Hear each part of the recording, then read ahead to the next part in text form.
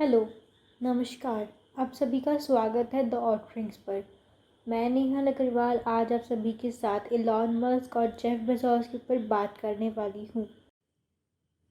तो चलिए, उससे पहले हम लोग जान लेते हैं कि इलॉन मस्क और जेफ बेजोस आखिरकार है कौन।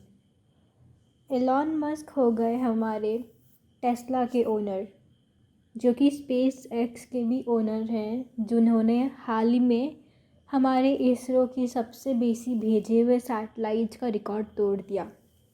और जेफ बेजोस हैं अमेज़न के सीईओ और ब्लू ओरिजिन नामक एक इंडस्ट्री के ओनर। तो चलिए आगे और जानते हैं क्या होता है। कहा जा रहा है कि इलॉन मस्क ने कहा, ऐसा लग रहा है कि जेफ बेजोस ने अपनी काम से छुट्टी ले ली है और एक फुल टाइम की काम लगा ली है इलॉन मस्क और उसके काम पर केस लगाने की। यह पूरा मामला जाता है जो इलॉन मस्क के स्टारलिंक, जो कि स्पेस एक्स में आता है, उसे और बढ़ाने के लिए। स्पेस एक्स इलॉन मस्क की नासा जैसे ही एक जगह है जहाँ से वो सैटेलाइट्स, रॉकेट्स ये सब लॉन्च करता है। तो कहा जा रहा है कि स्पेस एक्स करीब 30,000 सैटेलाइट्स भेज चुका है स्पेस पर, और स्पेस एक्स की तरफ से करीब 1740 सैटेलाइट्स ऑलरेडी स्पेस पर मौजूद है। इधर कुपेर यानी कि जो कि अमेज़न जेफ बेजोस के अंदर काम करता है, ये भी बोल रहा है कि स्पेस एक्स ने अपने स्पेस के रूल तोड़े हैं एक साथ 2 सैटेलाइट्स कॉन्फ़िगर करने के लिए, जब रूल था खाली एक ही कॉन्फ़िगर कर सकते हैं एक बार में।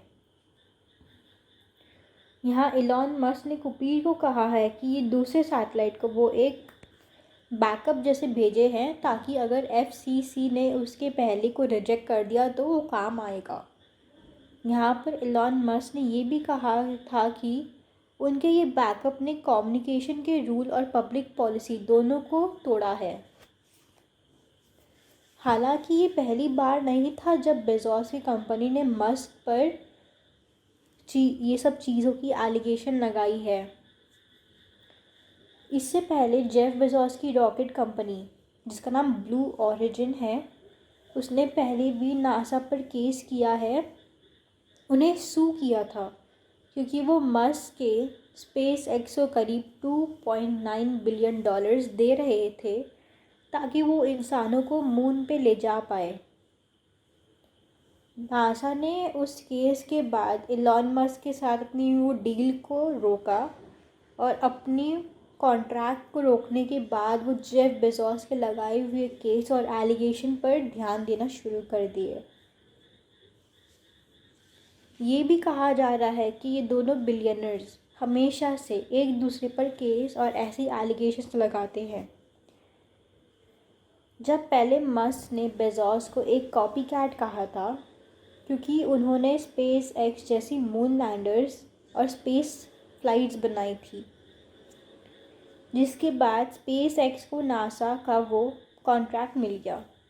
स्पेस एक्स ने नासा को वो कॉन्ट्रैक्ट जीतने में मदद किया और वो केस जीतने में भी, जिसके कॉन्ट्रैक्ट के जीतने के बाद ब्लू ओरिजिन, जो कि जेफ बेजोस की है, उन्होंने अपने एक वेबसाइट पर इन्फोग्राफिक्स डाली, जो कि उनकी ब्लू ओरिजिन के मून लैंडर्स ये सब के थे, जो कि बिल्कुल अलग थे स्पेस एक्स की मून लैंडर्स के साथ, और उसे पता चल रहा था कि वो अलग हैं और सेम नहीं है।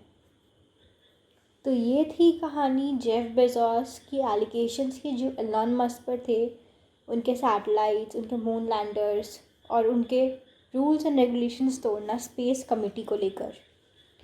तो अभी के लिए इतना ही। आशा करती हूँ कि आपको ये कंटेंट अच्छा लगा और इन्फॉर्मेटिव लगा। तो ज़रूर लाइक, कमेंट और शेयर करिएगा, और सब्सक्राइब करना मत भूलिएगा। धन्यवाद।